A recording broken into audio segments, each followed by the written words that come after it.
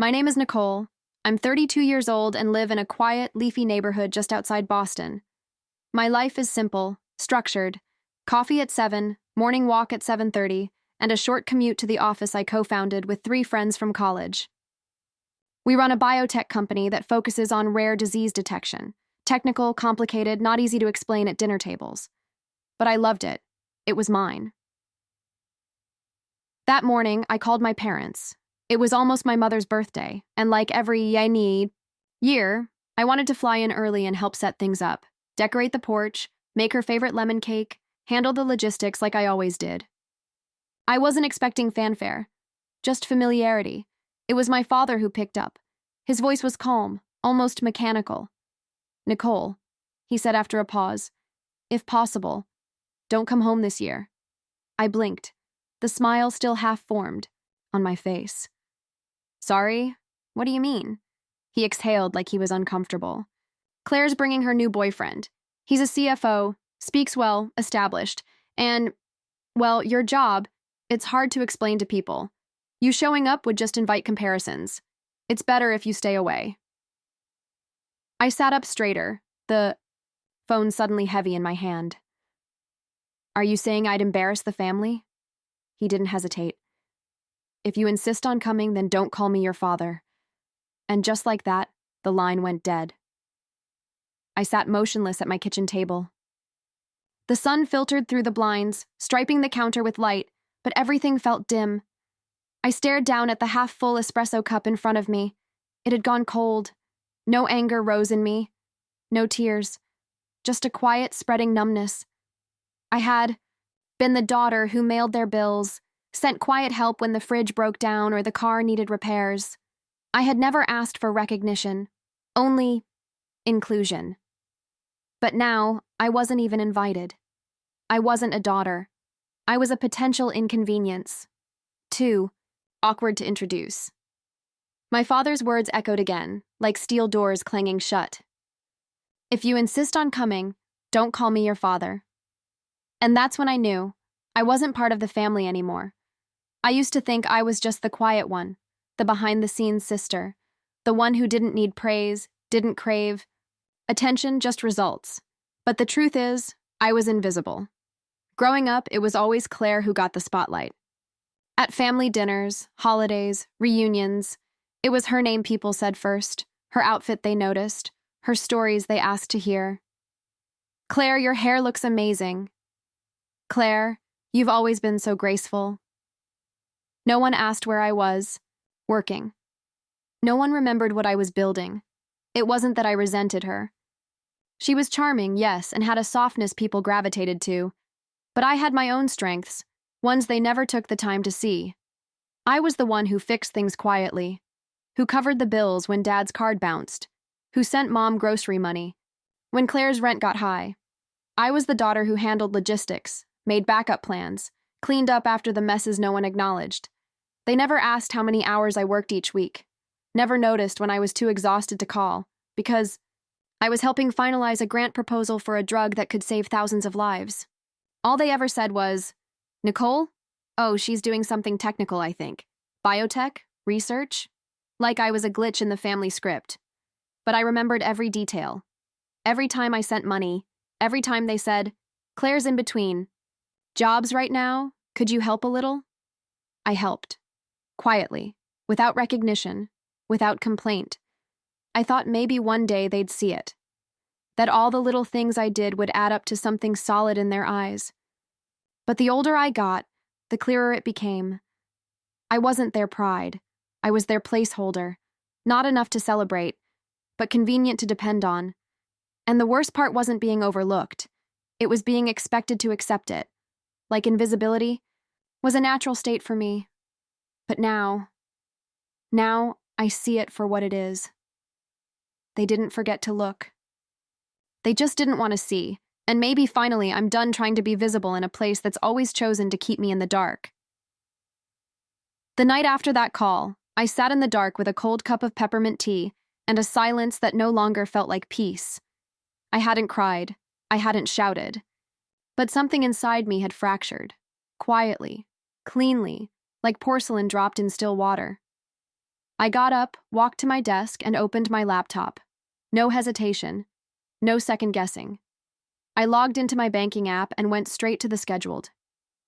Payments, electric, water, internet, cable, every single one of them linked to their house. Every single one paid by me.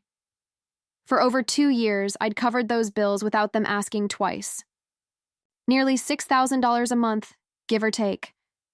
I did it without reminders, without delay, without ever hearing a thank you. My cursor hovered over the first one, electricity. I clicked. A small pop-up appeared. Auto payment canceled successfully. I moved to the next. Internet, canceled. Water, canceled. The screen was silent, efficient. No alarms, no dramatic music, no flashing lights. Just quiet confirmation that something long overdue was finally ending. Each notification felt like a whisper of closure. It wasn't about the money. It never was. It was about how they had learned to expect me, to depend on me, to love the service but not the soul behind it. I'd thought maybe, just maybe, if I kept giving enough, they'd one day look up and see me. Not the forgotten sister. Not the fallback daughter. But a person who loved them so deeply, she never even asked to be acknowledged. But now I understood. My love had been a quiet wire transfer. My presence, just a utility. Convenient, invisible. Never celebrated, only consumed. And so with a few clicks, I cut the strings. The apartment around me stayed still.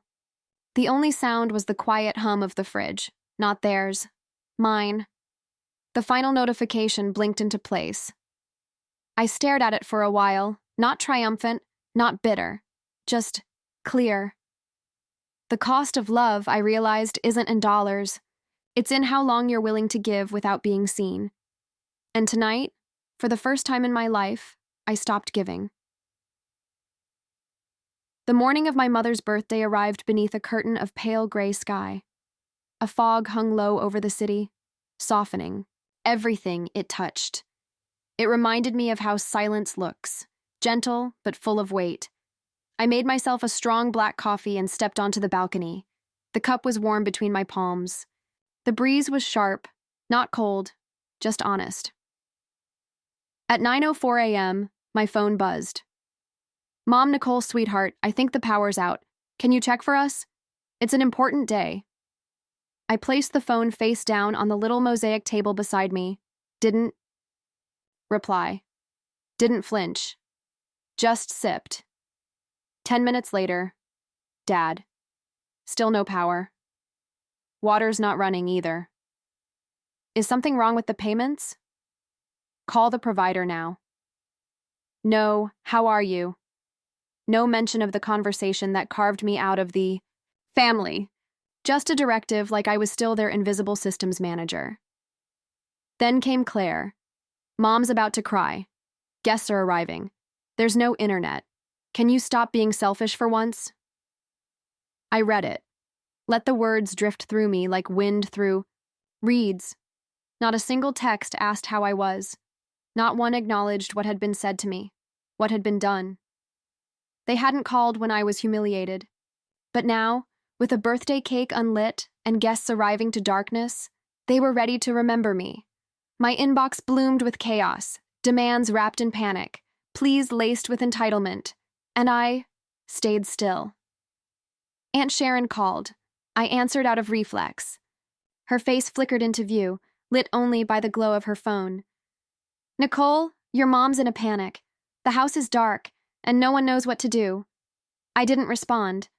Not immediately. She leaned closer to the screen. "Say something. You've never missed your mom's birthday." I stared through the camera. My father said I shouldn't call him that if I insisted on coming. Her eyes darkened. In the background, I heard my mother say, "She's probably just sulking." And then, as if summoned by script, Liam appeared behind Aunt Sharon. He looked straight at the screen and said, stunned, "Nicole?" Later that evening, after the storm of messages faded into an eerie silence, I sat at my desk with a mug of ginger tea beside me.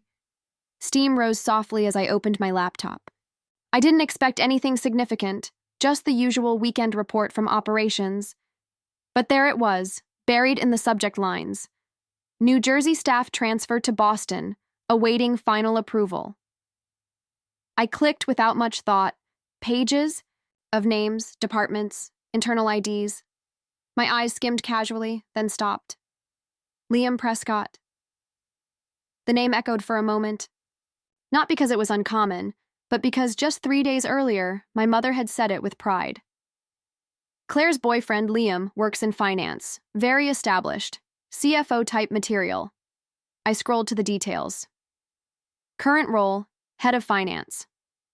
New Jersey new placement, Boston HQ, reporting to Nicole Warren, my name. I leaned back slowly. Of course. We'd met briefly at a biotech investor summit 6 months ago. He'd shaken my hand with practiced polish, called me co-founder Warren, and moved along, never knowing the sister I mentioned in passing was the very woman he was dating. My screen glowed, quiet and still. It was almost poetic.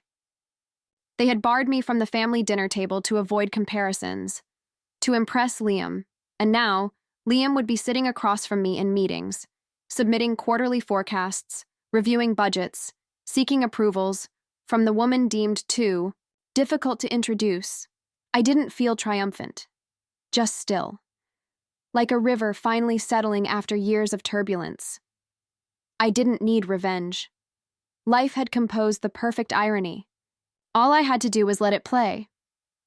My mouse hovered over the approval button, then clicked, approved, no spite, no show, no warning text to Claire, and the next time Liam walked into a room, he'd have no idea that the person waiting at the end of that polished hallway would be the same shadow the family tried to keep out of sight.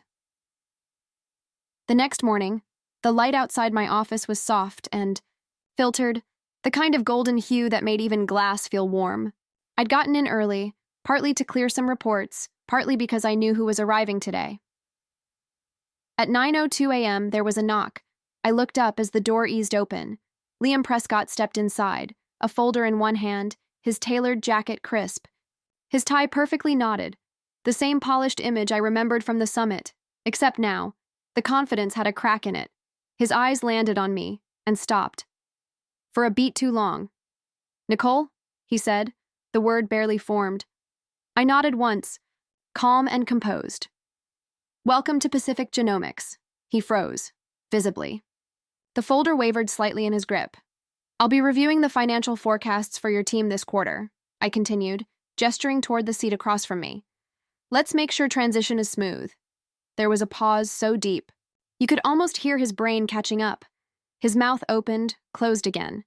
And then he sat, carefully, like the ground beneath him had just shifted, and he wasn't sure it would hold. He didn't mention Claire, or the birthday, or the phone call that never should have happened. I didn't either. I slid the contract packet across the desk. He reached for it, his fingers stiff, his face pale and unreadable. A part of him had probably run through every possible scenario for his new job. Networking, strategy, earning favor. None of them included this. None of them prepared him for the moment he'd realized the woman his girlfriend's family excluded was the very woman he now reported to. "Let me know if you have questions," I said softly, eyes steady. He nodded, voice caught somewhere behind his ribs. "Thank you, Nicole." I said nothing else, just offered a polite smile, a professional one, and returned to the report on my screen. He stood after a minute, took the folder, and left quietly, shoulders tense. Behind the door, the hallway swallowed his footsteps, and I sat there, surrounded by the quiet, because sometimes silence doesn't just speak, it commands the room. The afternoon sun filtered dimly through my apartment, casting soft shadows across the wooden floor.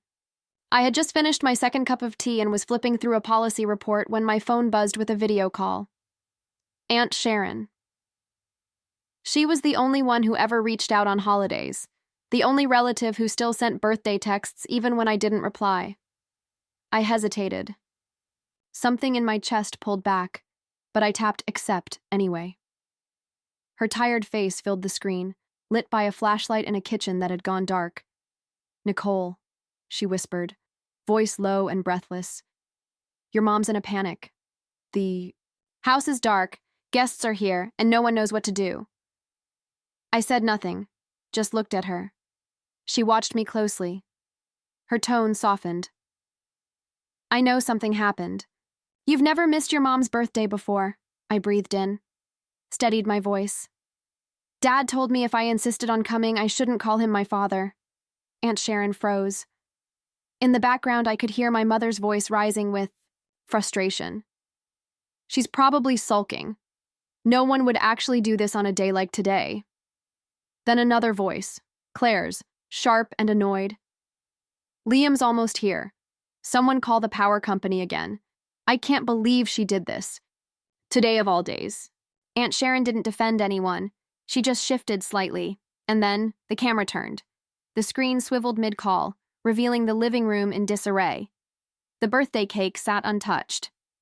People bustled in dim light, trying to salvage the party. Then Liam appeared in the frame. Same suit. Same polished expression. He glanced at the screen. His eyes landed on me, and didn't move, a beat. Then, "Nicole?" His voice dropped. "You're my boss." Silence. Claire turned her head. My mother's hand froze mid-gesture. My father stood completely still, eyes locked on the screen. I gave a faint smile, measured and calm. "Hope your introduction today goes well," I said. Then I ended the call. There was no victory in my chest. No fire. Just a strange quiet.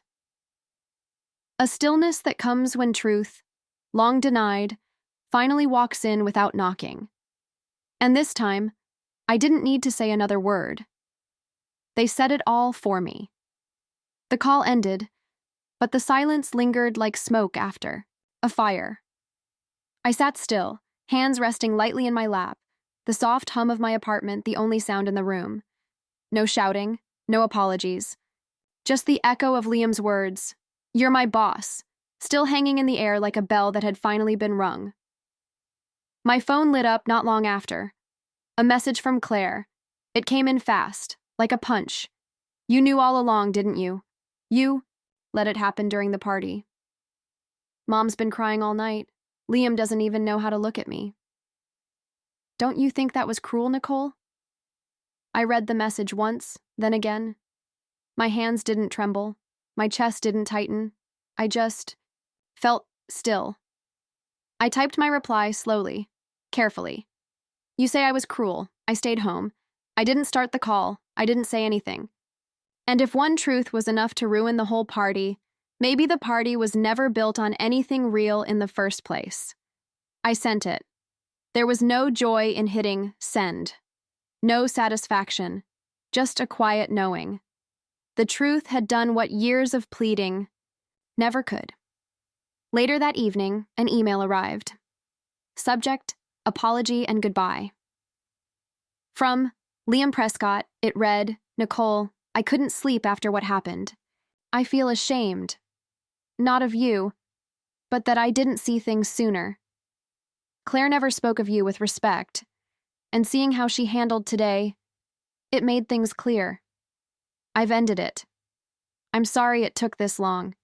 You didn't say a word, and still, your silence spoke louder than anything else I've seen." Liami leaned back in my chair and let the words settle. He had seen it, not because I forced it, not because I exposed them, but because truth, when it finally surfaces, doesn't need a voice. It stands quietly, powerfully, on its own. And this time. I didn't have to explain who I was. They finally saw it for themselves. It was a quiet Sunday afternoon when the doorbell rang. I wasn't expecting anyone. For a moment, I debated not answering. But something, a quiet nudge, a curiosity, made me walk to the peephole. There they were. My parents, standing stiffly at the gate, my mother holding a small shopping bag, my father with his arms crossed and a look that tried to be neutral but couldn't quite erase its usual hardness. I opened the door slowly, no hugs, no warm greetings. Just a heavy silence that stretched from the entryway to the couch. I poured them each a glass of water and sat across from them, waiting. My father cleared his throat first. About your mother's birthday. I said things I shouldn't have. I nodded slightly but said nothing. We've been thinking, my mother added quickly, her voice thin and rehearsed. You're doing well now. Claire, well, she's not. We were hoping you could help us with a monthly contribution. Just something. Small, $2,000 a month, to cover basic expenses, health costs, retirement savings. There it was, not an apology, a proposal. I stayed quiet for a beat, then sat up straighter.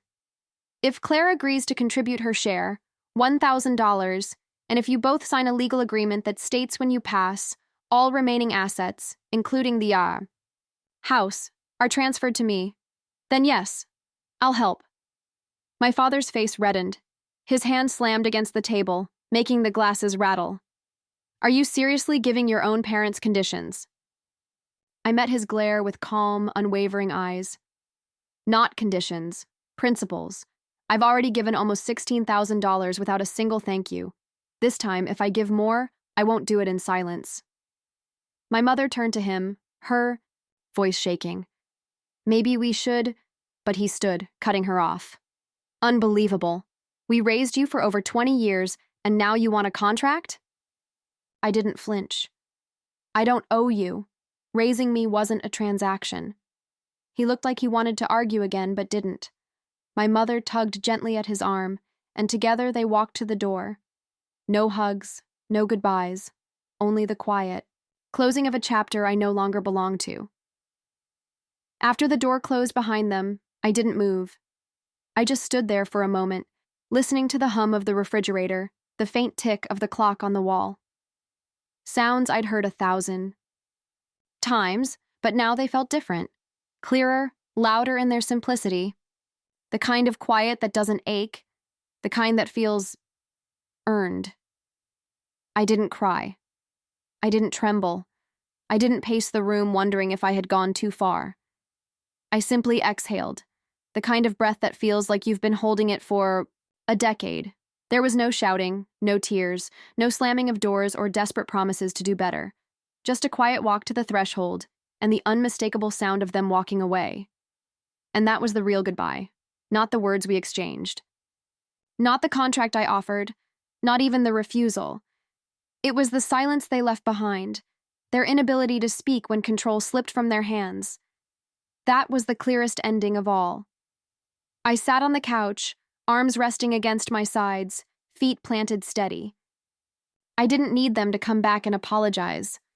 I didn't need them to love me the way I used to beg for. I didn't even need understanding. I just needed space. Room to exist without being the afterthought, the default caretaker, the one who quietly paid and never got a seat at the table, and now I had it. For the first time, I felt still. Not waiting, not hoping, not hurting. Just still. Like the silence was no longer a punishment, but a permission. I looked out the window at the sky. No dramatic storm, no golden sunset, just gray, neutral, peaceful. And somehow, at work, nothing changed on the surface, but everything. The days moved as they always had. Reports arrived, meetings were scheduled, emails flowed in at a steady, relentless pace. I still walked into the office just after sunrise, my coffee in hand, my hair pulled back, my steps quiet but deliberate. Liam never brought up Claire, not once. He spoke to me the way any professional would, clear, respectful, focused. I appreciated that. I didn't need apologies or acknowledgments. I didn't need him to relive the kitchen scene from that birthday or replay the tension he'd walked away from. Silence, in this case, was the highest form of respect. Somewhere along the line, the team began looking at me differently. I noticed it in the way they paused when I spoke. Not with fear, not with reverence, but with attention. The kind of attention that isn't demanded, but earned. The kind that follows calm authority, not noise. I never raised my voice. I didn't have to. I led with precision, with clarity, with the quiet assurance that came not from a title, but From surviving years of being unseen and never letting it break me. Leadership, I realized, had nothing to do with being liked. It had nothing to do with being praised. It was about showing up every day when no one else would. It was about holding a room steady with presence alone. In my office, behind the glass, I watched the team move like clockwork, peacefully, purposefully, and in that stillness, I felt something I hadn't in years.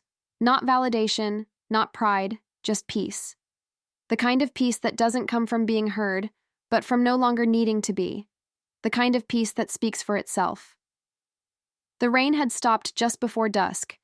I found myself in a little corner cafe I used to walk past during the early days of the startup, back when we had no funding, just ambition and worn-out laptops. Now it was quieter. Or maybe I was.